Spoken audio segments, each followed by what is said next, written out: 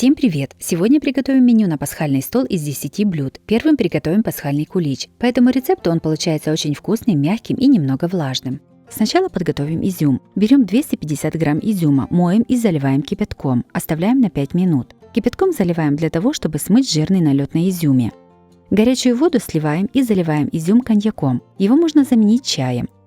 Оставляем на 5-6 часов, чтобы изюм напитался влагой. Можно оставить на ночь. Готовим опару. В мисочку крошим 30 грамм спиртовых прессованных дрожжей. Прессованные дрожжи можно заменить сухими, их понадобится 10 грамм. Насыпаем 2 столовых ложки сахара от общего количества сахара. Всего понадобится 300 грамм сахара. Наливаем 100 мл теплой воды. Перемешиваем до растворения дрожжей и сахара. Сюда же насыпаем 3 столовых ложки муки с горкой. Все перемешиваем венчиком до однородной массы. Миску накрываем крышкой и ставим в теплое место примерно на 20-30 минут. Я поставила в холодную духовку и включила лампочку. Опара подошла. Готовим тесто. В миску разбиваем 1 целое яйцо и 4 яичных желтка. Белки позже используем для глазури. Начинаем взбивать и постепенно добавляем оставшийся сахар. Напоминаю, что для рецепта нужно 300 грамм сахара. Из них 2 столовые ложки уже забрали на опару. Сюда же насыпаем 10 грамм ванильного сахара или 1 грамм ванилина. Взбиваем несколько минут до однородного состояния. В яйца добавляем уже подошедшую опару. Все перемешиваем. В миску добавляем примерно половину муки и перемешиваем тесто. Я перемешиваю миксером с помощью насадок для теста. Первая часть муки уже вмешалась. Наливаем 200 мл сливок в 2 подхода. Сливки берем жирностью 20-30%. После сливок опять добавляем часть муки. Муку для теста желательно брать сильную. Выбираем муку, в которой больше всего белков. Количество белков указано на упаковке с мукой. Я использовала муку, в которой 10,3 грамма белков на 100 грамм муки, но желательно использовать муку с содержанием белков 12-13 грамм. Добавляем оставшиеся сливки.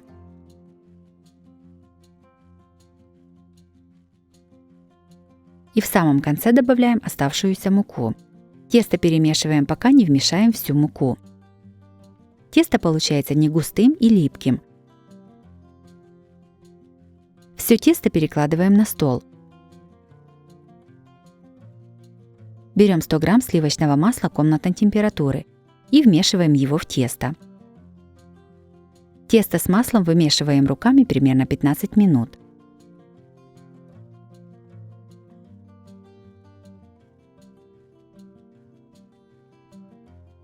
В конце насыпаем пол чайной ложки соли и тоже вмешиваем ее в тесто. Вымешиваем еще примерно 3-5 минут. Большую миску смазываем растительным маслом. Тесто кладем в миску и накрываем крышкой. Ставим на расстойку в теплое место. Я ставлю в духовку под лампочку.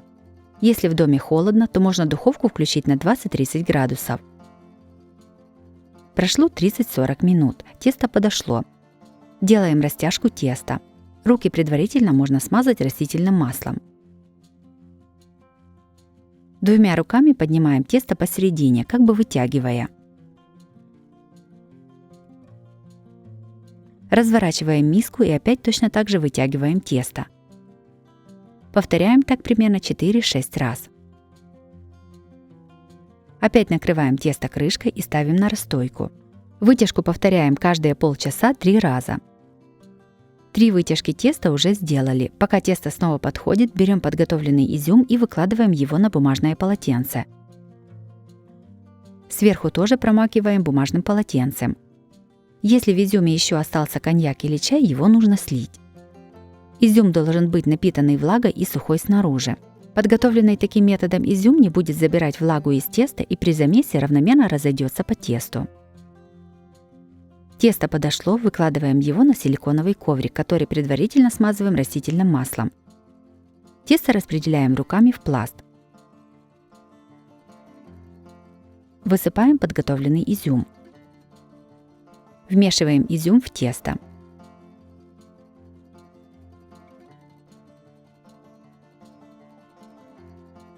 Кладем в миску и опять ставим на расстойку на 30 минут. Тесто подошло. Выкладываем его на стол. Разделяем тесто на части. У меня формочки для выпечки, рассчитанные на 300 грамм теста. Но так как тесто очень сдобное и тяжелое, я буду в каждую формочку выкладывать по 400 грамм теста. Берем часть теста и подминаем его так, чтобы сверху не было изюма, так как при выпечке он будет гореть.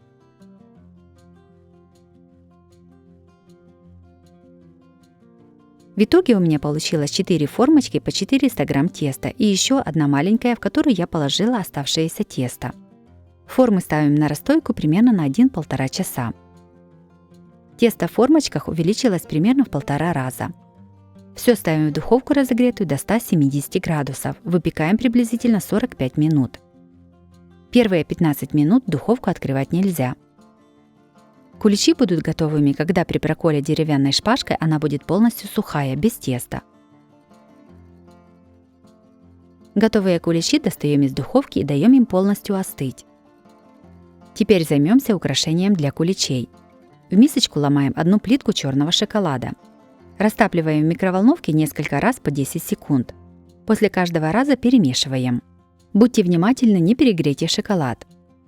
Также шоколад можно растопить на водяной бане. Как только большая часть шоколада растопилась, перестаем его нагревать и продолжаем перемешивать до однородности. Шоколад перекладываем в кондитерский мешок и отрезаем небольшой кончик. Берем емкость с очень холодной водой. Температура воды должна быть около 0 градусов. Чтобы ее так остудить, нужно поставить воду на 30 минут в морозильную камеру или добавить кубики льда. В холодную воду быстрыми движениями выдавливаем полоски из шоколада. Кондитерский мешок держим не у самой воды, а максимально высоко. Они практически сразу остывают в холодной воде. Вынимаем их и скручиваем руками гнездышко. Делать это нужно быстро, чтобы шоколад не успевал терять свои пластичные свойства, иначе он начнет ломаться. Кладем гнездышки на пергаментную бумагу, которая застелена на доске. Из 80-граммовой шоколадки у меня получилось 8 гнездышек. Ставим в холодильник на целую ночь, чтобы шоколад стабилизировался. После холодильника шоколадные гнезда можно брать руками, они прекрасно держат форму и не мажутся. Теперь приготовим яйца. Их можно слепить из покупной мастики, а можно мастику приготовить самому. Самая быстрая мастика готовится из желатина и сахарной пудры. В мисочку насыпаем пол чайной ложки желатина и наливаем 4 чайных ложки воды. Все перемешиваем и оставляем набухать желатин на 10–15 минут. Желатин уже разбух. Растапливаем его в микроволновке, нагревая по 10 секунд и перемешивая. В миску насыпаем 130 грамм сахарной пудры. Наливаем растопленный желатин. Сначала перемешиваем ложкой, а затем руками. Мастика получается мягкая и приятная на ощупь. Это количество мастики разделяем на 3 части. Каждую из частей окрашиваем пищевыми красителями в голубой, розовый и желтый цвет.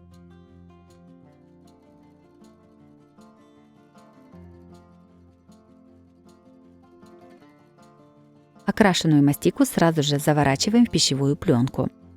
С ней нужно работать быстро, а то она через несколько минут начинает подсыхать. Из каждого цвета мастики лепим небольшие яйца. Если видите, что яйца не держат форму, то добавьте еще немного сахарной пудры и перемешайте мастику.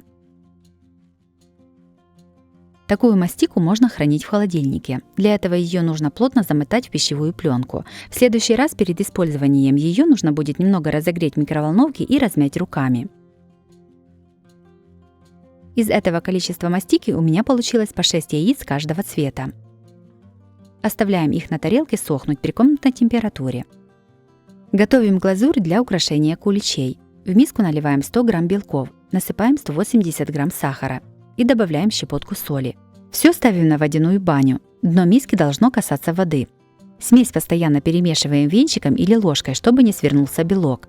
Нагреваем приблизительно до 50 градусов, пока не растопится весь сахар. Сахар растопился, снимаем миску с водяной бани. Сразу же начинаем взбивать миксером. После того, как крем частично взбился, насыпаем щепотку лимонной кислоты. Взбиваем до образования красивого гладкого крема, который держит форму. У меня на это ушло примерно 7 минут. Сразу после приготовления глазури наносим ее на куличи. Я предварительно достаю куличи из бумажных формочек. Эта глазурь прекрасно наносится ложкой и не течет. Она отлично подходит, чтобы замазать и спрятать все трещинки на куличах, даже очень глубокие.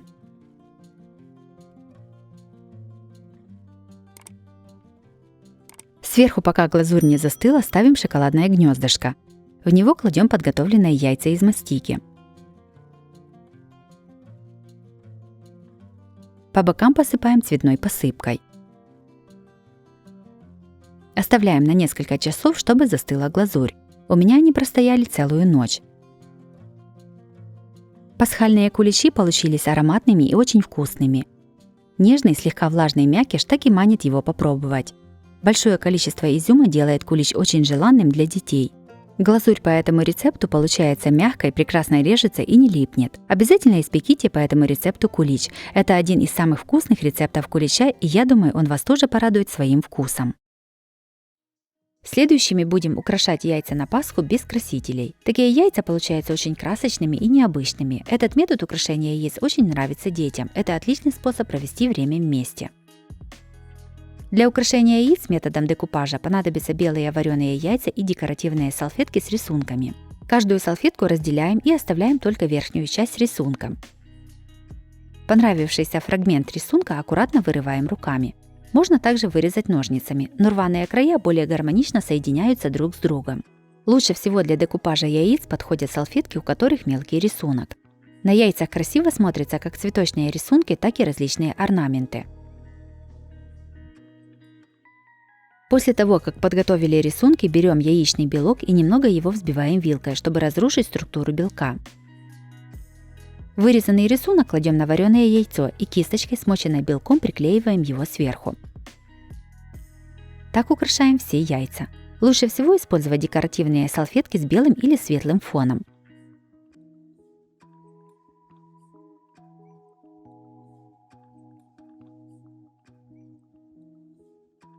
После того, как украсили все яйцо, кладем его на тарелку и даем ему высохнуть. Кроме того, можно украсить яйцо, завернув его полностью в салфетку. Для этого салфетку кладем на яйцо и начинаем наносить белок.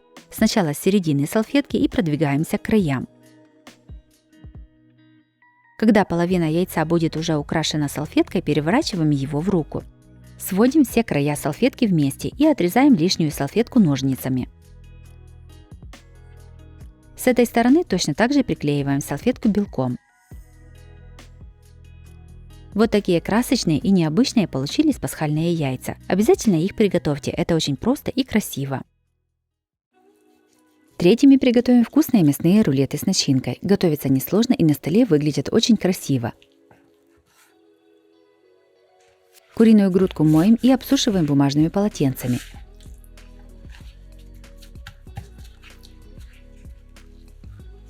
Делаем первый продольный надрез с одной стороны, срезая примерно 1 см мяса сверху, но не прорезая его до конца, вот таким образом. Затем выполняем второй надрез со стороны, где грудка толще, но режем теперь примерно на расстоянии 1 см от низа. Аккуратно раскрываем филе как книжку. При необходимости добавляем еще один разрез, если позволяет толщина. В итоге должен получиться один большой пласт из филе толщиной около 1 см. Мясо отбиваем молотком с двух сторон. Для рулетиков берем самые большие куриные грудки. Таким методом я разрезала и отбила 4 куриных грудки, каждая весом примерно 350-400 грамм. Подготовленное мясо кладем в миску. Все посыпаем приправой для курицы. Понадобится примерно 2 столовых ложки приправы без соли. Мясо солим. Поливаем примерно 2 столовыми ложками растительного масла. Все приправы равномерно распределяем руками по мясу. Миску накрываем крышкой и оставляем мариноваться на 30 минут. Можно поставить в холодильник и оставить мариноваться на целую ночь. Готовим начинку. 100 грамм чернослива моем и заливаем кипятком. Оставляем на 5 минут. 130 грамм кураги тоже моем и заливаем кипятком. Оставляем на 5 минут. 30 грамм грецких орехов измельчаем ножом.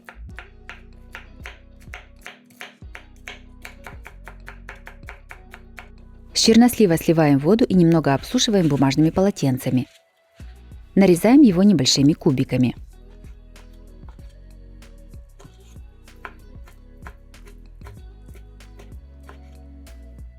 С кураги точно так же сливаем воду и обсушиваем бумажными полотенцами. Курагу тоже нарезаем маленькими кубиками. –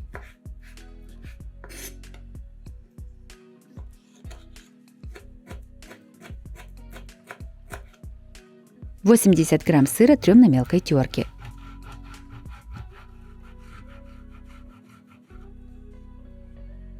Тертый сыр разделяем на 2 одинаковые части. В мисочку кладем нарезанный чернослив. К нему насыпаем половину тертого сыра. Насыпаем подготовленные орехи. Добавляем майонез и перемешиваем. Начинка готова. В отдельную мисочку кладем нарезанную курагу. К ней добавляем вторую половину сыра. Добавляем цедру с половины лимона. Снимаем только желтую часть.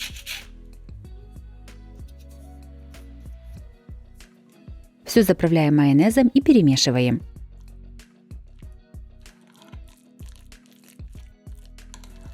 Вторая начинка готова. Достаем замаринованное филе и выкладываем на доску, максимально его расправляя. На филе выкладываем половину начинки из чернослива. Равномерно ее распределяем по всему мясу. На противоположном от себя крае немного не докладываем начинку до конца, чтобы она не вылезала при сворачивании. Все сворачиваем в рулет.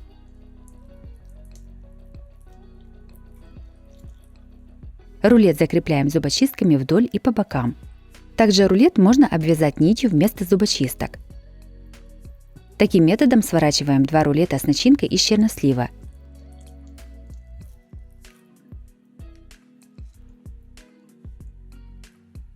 И точно так же делаем 2 рулета с начинкой из кураги.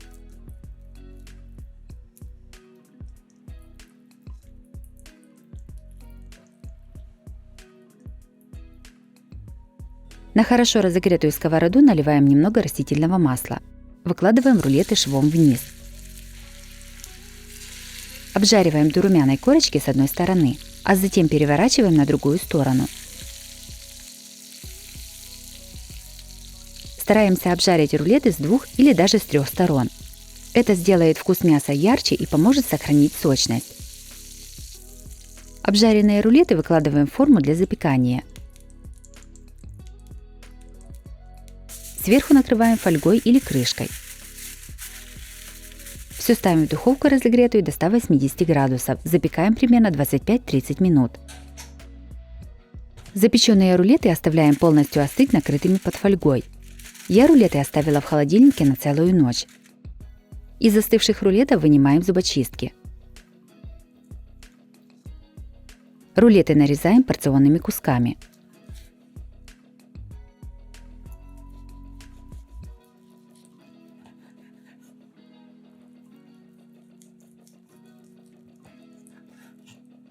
Берем блюдо, на котором будем подавать рулеты, и украшаем его листьями салата. Сверху красиво выкладываем рулеты с начинкой из кураги и с начинкой из чернослива. Блюдо готово, подаем его на стол. Рулеты с начинкой из кураги и чернослива получились нежными, яркими и невероятно вкусными. Они отлично смотрятся на праздничном столе и подойдут для любого случая, готовятся просто и довольно быстро. Четвертым приготовим простой рецепт, который точно вам понравится. Рыба получается сочной и вкусной. Она прекрасно подходит как на каждый день, так и на праздничный стол. Филе хека раскладываем на доске. Я предварительно уже очистила небольшие тушки хека и разделила их на филе. Если рыба длинная, то филе можно разрезать поперек на 2 части. Все накрываем пищевой пленкой и немного отбиваем молотком для мяса. Для этого рецепта я взяла 8 тушек хека. Также можно использовать уже готовое рыбное филе, тогда процесс готовки будет еще быстрее. Хек солим по вкусу.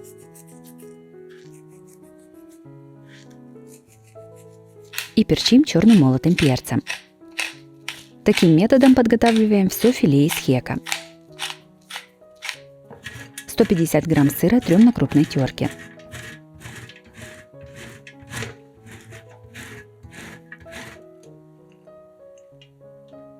Нарезаем пучок укропа. Нарезанный укроп добавляем к сыру и все перемешиваем.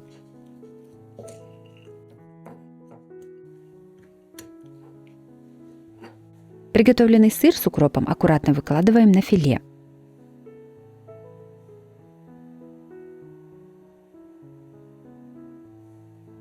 Каждый кусочек рыбы скручиваем в рулет. Начинаем скручивать рулет с более широкой стороны.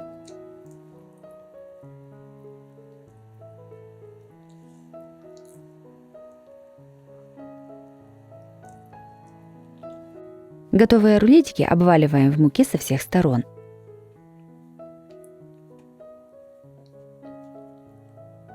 В мисочку разбиваем 3 яйца. Все немного солим. И взбиваем вилкой.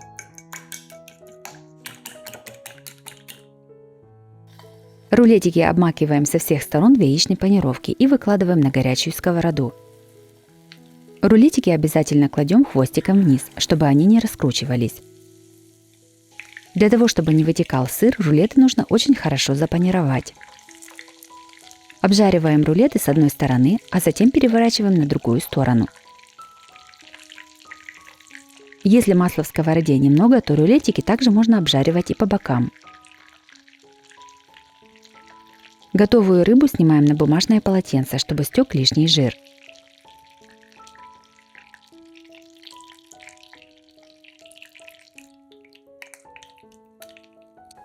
Рыбные рулеты выкладываем на блюдо и подаем на стол. Рулеты из хека с сыром получились очень вкусными и сочными. Готовится совсем несложно. Такие рулетики можно приготовить из любой рыбы, в которой немного костей. Это блюдо прекрасно подходит как на каждый день, так и на праздничный стол.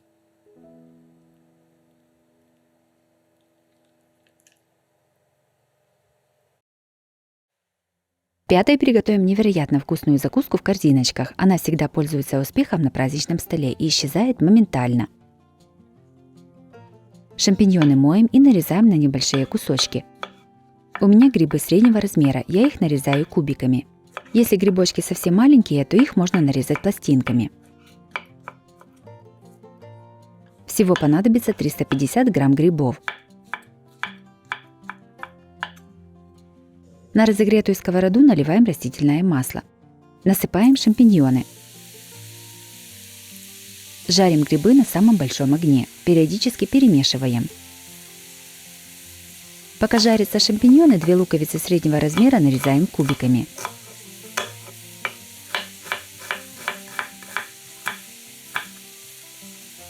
Вся лишняя жидкость от грибов уже испарилась. Добавляем к шампиньонам лук. Обжариваем лук с грибами до золотистости. Обжаренные грибы снимаем с огня и выкладываем на тарелку.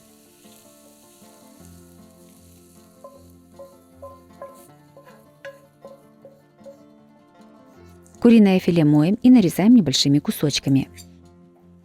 Понадобится примерно 300 грамм куриного мяса.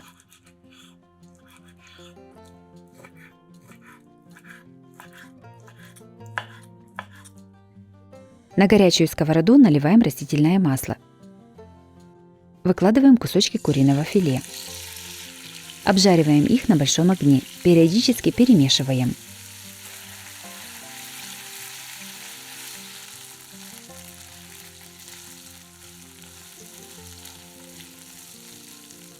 Когда мясо приготовилось, добавляем к нему уже готовые грибы с луком. Все солим по вкусу. И перчим черным молотым перцем. Сюда же наливаем 100 мл сливок. Я использую 15% сливки. Их можно заменить сметаной. Все перемешиваем. Сковороду накрываем крышкой и тушим мясо с грибами примерно 3-4 минуты на маленьком огне.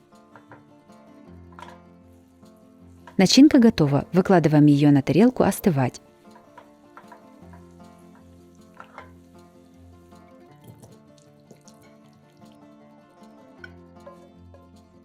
Приготовленной начинкой заполняем тарталетки. Я использую вафельные корзиночки, но также можно взять песочные.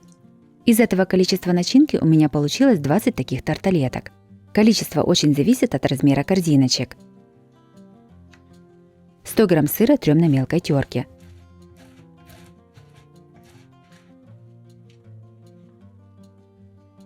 Каждую корзиночку аккуратно посыпаем сверху тертым сыром. Напишите в комментариях, а с чем бы вы сделали такую закуску. Я обязательно попробую ваши варианты. Все ставим в духовку, разогретую до 180 градусов. Запекаем примерно 5 минут, чтобы расплавился сыр. Готовые корзиночки с начинкой достаем из духовки и выставляем на блюдо. Сверху корзиночки украшаем листиками петрушки. Блюдо готово, подаем его на стол в теплом виде. Закуска корзиночки с начинкой из грибов и мяса получилась очень вкусной и сытной. Готовится несложно и прекрасно подойдет к любому столу. Такие тарталетки исчезают со стола первыми, это проверено. Шестым приготовим легкий и очень красивый салат. Это идеальный вариант для любого торжества. Нарезаем пекинскую капусту. Для салата ее понадобится 500 грамм.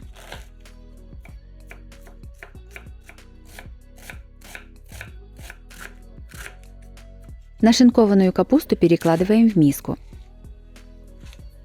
Копченое куриное филе нарезаем сначала пластинками, а затем небольшими кубиками.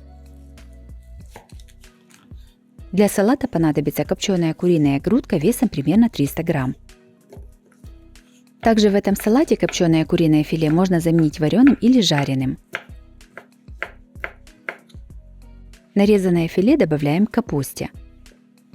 Сюда же в миску насыпаем 1 банку консервированной кукурузы. С кукурузы предварительно сливаем всю жидкость. Добавляем в салат 1 550-граммовую банку консервированных ананасов. Я использую уже нарезанные кусочками ананасы. Все немного солим.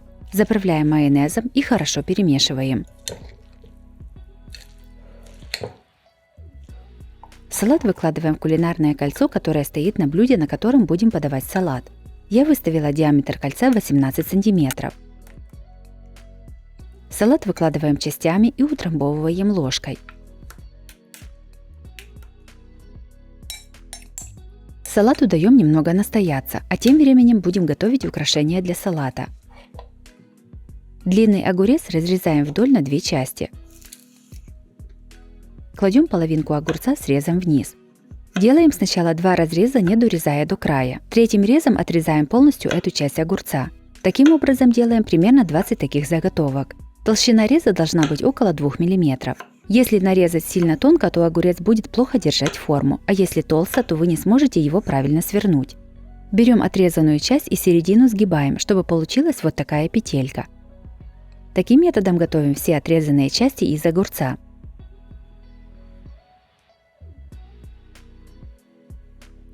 С салата снимаем кулинарное кольцо.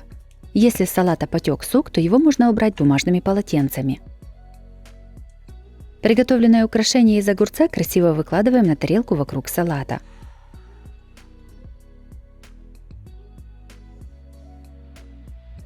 Один помидор разрезаем пополам. Место крепления плодоножки отрезаем, эта часть нам не понадобится. Обе половинки помидора нарезаем тонкими пластинками.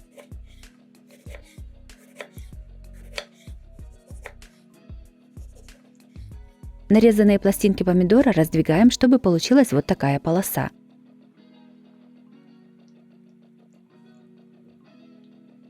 Все аккуратно скручиваем. Где нужно, подправляем руками. Получается цветок. С помощью ножа переставляем розочку из помидора на салат.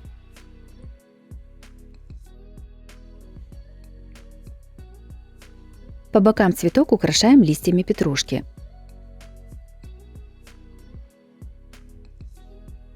Салат готов, можно подавать на стол.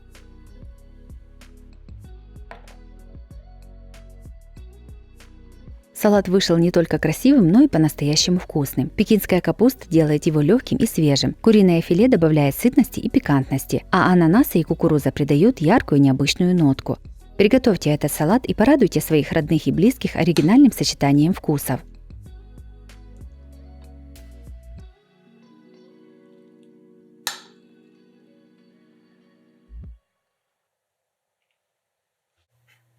Седьмым приготовим быстрый салат с овощами и зеленью. Салат очень легкий и вкусный, он прекрасно подходит для праздничного стола. Одну луковицу нарезаем полукольцами.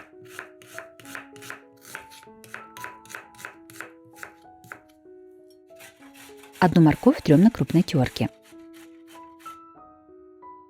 На сковороду наливаем растительное масло и кладем нарезанный лук.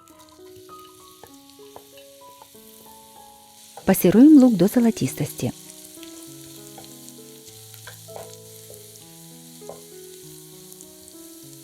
К луку добавляем тертую морковь. Перемешиваем и готовим еще 1-2 минуты. Все снимаем с огня и оставляем остывать. Консервированные шампиньоны разрезаем пополам или на 4 части, если грибы большие.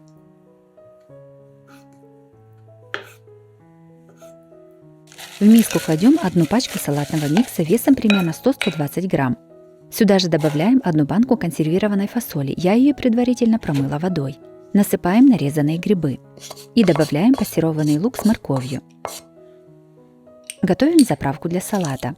В мисочку выдавливаем через пресс 1 зубчик чеснока. Насыпаем немного соли. Добавляем черный молотый перец. 1 чайную ложку горчицы с зернами, 1 столовую ложку яблочного уксуса. Его можно заменить лимонным соком. И наливаем 1 столовую ложку оливкового масла. Все перемешиваем до однородности.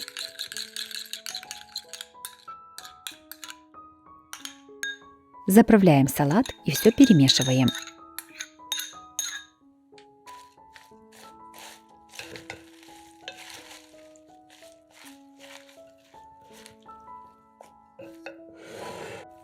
Готовый салат перекладываем на блюдо и подаем на стол.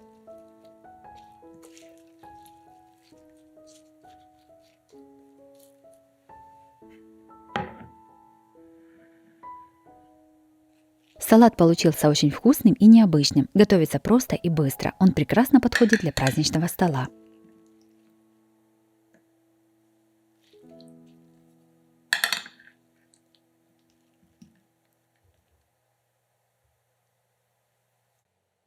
Восьмым приготовим салат с молодой капустой, ветчиной и зеленым горошком. Приготовление максимально простое и салата получается много.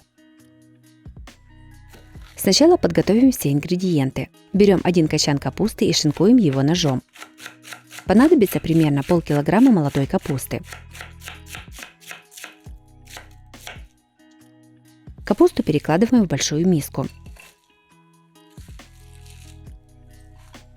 1 сырую морковь трем на крупной терке. 2 средних огурца нарезаем четверть кружочками. Нарезаем пучок зеленого лука. Также измельчаем пучок укропа. Вместо укропа можно использовать петрушку. 150 грамм ветчины нарезаем кружочками. Кружочки разрезаем пополам и нарезаем небольшими брусочками. Ветчину можно заменить мясом или колбасой. В миску к нашинкованной капусте добавляем огурцы, тертую морковь, нарезанную ветчину. Насыпаем 1 банку консервированного горошка. Кладем зеленый лук и укроп. Салат солим по вкусу. и перчим черным молотым перцем. Добавляем 2 чайных ложки горчицы зернами. Она придаст салату пикантный вкус. Заправляем салат сметаной. Понадобится примерно 100-150 грамм сметаны. Все перемешиваем. По желанию этот салат можно заправить майонезом.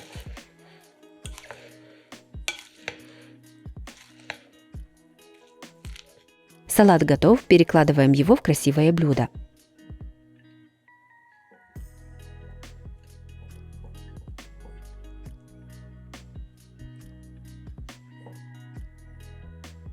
Подаем на стол. Салат с молодой капустой получился очень свежим и легким за счет овощей. Сытность салату придает ветчина. Приготовление максимально простое и быстрое. Из этого количества продуктов салата получается много. Следующее приготовим несложную и очень вкусную закуску в корзиночках. Приготовление максимально простое и быстрое. Берем 2 сырых моркови среднего размера и трем их на мелкой терке.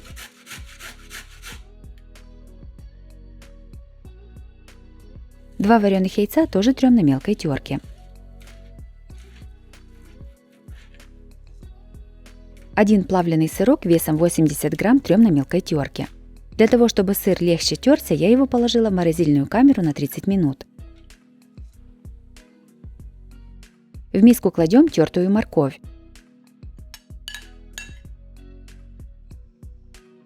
Яйца и сыр. Добавляем 1 зубчик чеснока через пресс.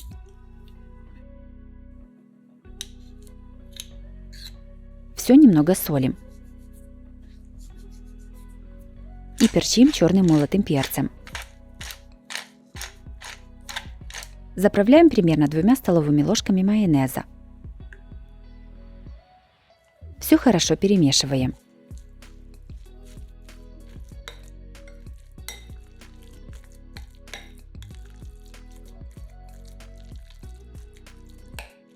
Приготовленную начинку перекладываем в кулинарный мешок.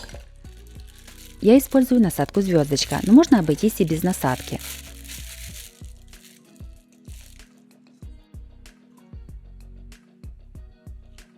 Песочные корзинки наполняем приготовленной начинкой. Этого количества начинки хватает примерно на 20-25 корзиночек.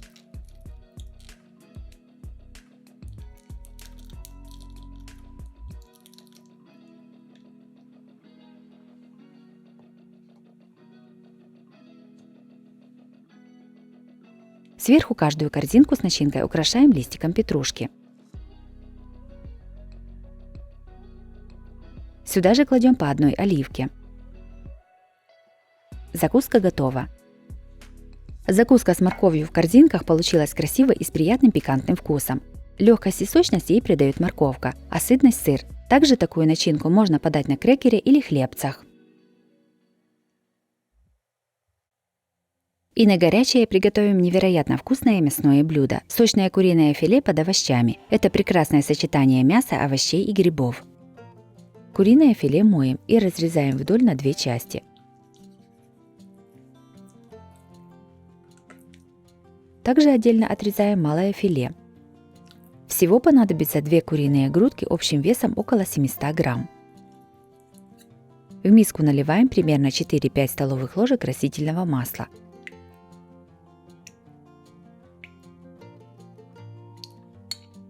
Насыпаем 1 чайную ложку соли без горки.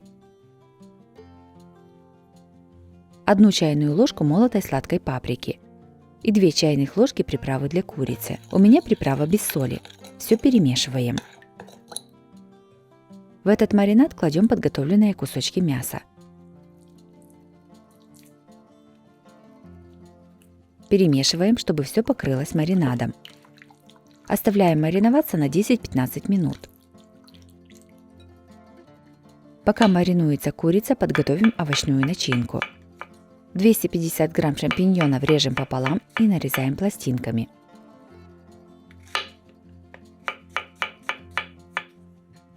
Одну луковицу нарезаем кубиками.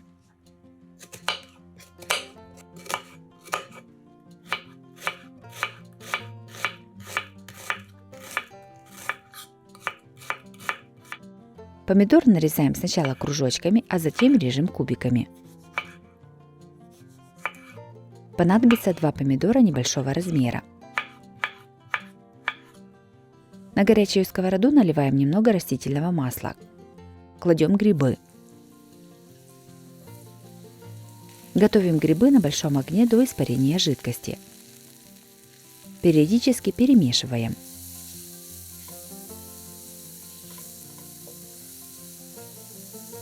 Когда жидкости в сковороде уже не будет, наливаем еще немного растительного масла и насыпаем нарезанный лук. Все обжариваем до золотистости лука.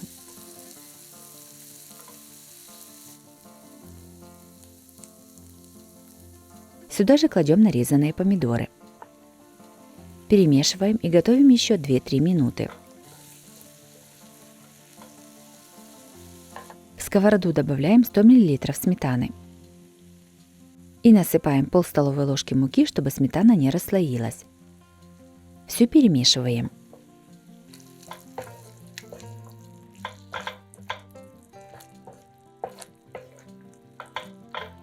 В самом конце начинку солим и перчим черным молотым перцем. Перемешиваем и снимаем с огня.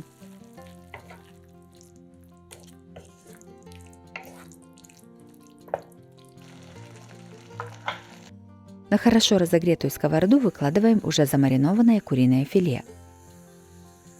Обжариваем на большом огне до полуготовности сначала с одной стороны. Затем переворачиваем на другую сторону. Обжариваем филе для того, чтобы запечатать все соки, и оно получилось сочным.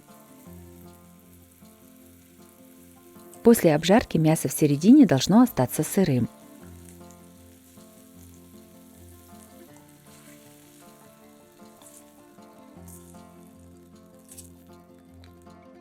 Подготовленное филе выкладываем в форму для запекания.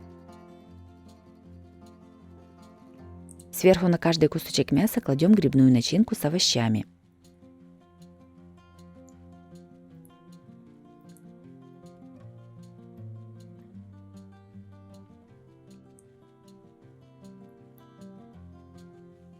«100 грамм сыра трем на крупной терке.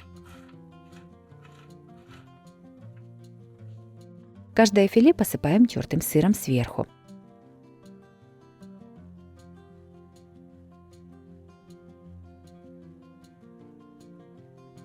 Все ставим в духовку разогретую до 220 градусов. Запекаем приблизительно 20-25 минут. Блюдо готово. Тарелку для подачи украшаем листьями салата. Сверху выкладываем приготовленное филе под овощной шубой.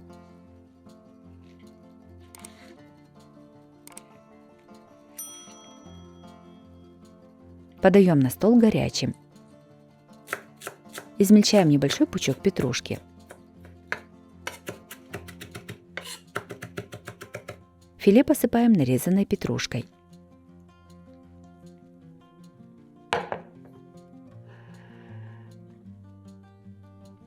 Куриное филе под овощами получилось мягким, сочным и очень вкусным. Все ингредиенты прекрасно сочетаются между собой. Это блюдо подходит как на каждый день, так и на праздничный стол. Обязательно его приготовьте, это очень вкусно.